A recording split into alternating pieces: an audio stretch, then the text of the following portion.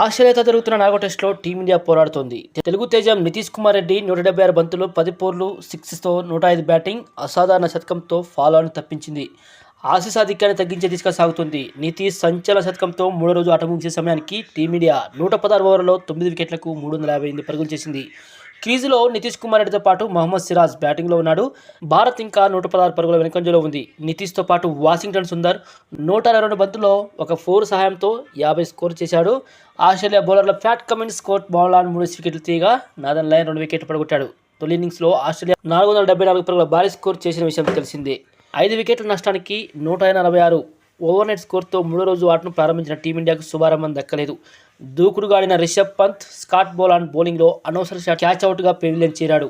8వ స్థానంలో నితీష్ కుమార్ రెడ్డి బ్యాటింగ్కి రాగా రవీంద్ర జడేజా ఆచితూచి ఆడే ప్రయత్నం చేశాడు. జడేజా నెమ్మదిగా ఆడిన నితీష్ తనదైన శైలిలో పరుగులు రాబట్టాడు.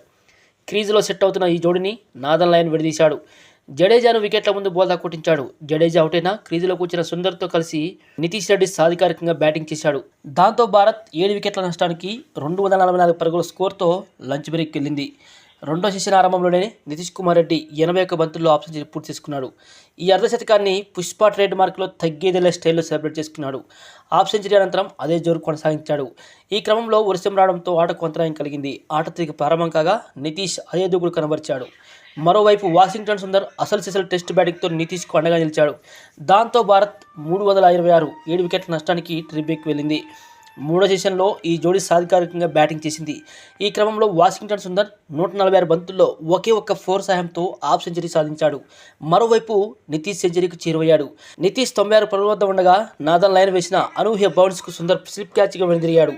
దాంతో 8వ వికెట్కు నమోదైన 117 పరుగుల భాగస్వామ్యానికి తెరపడింది. సెంచరీపై ఉత్కంఠ. క్రీజులోకి బూమ్రా రాగా నితీష్ సింగిల్ తీస్తూ 99 పరుగులకు చేరుకున్నాడు. ఈ పరిస్థితిలో ప్యాట్ కమిన్స్ బౌలింగ్లో బూమ్రా అవుట్ అయ్యాడు. దాంతో నితీష్ శతకంపై సర్వత్రా ఉత్కంఠ నెలకొంది.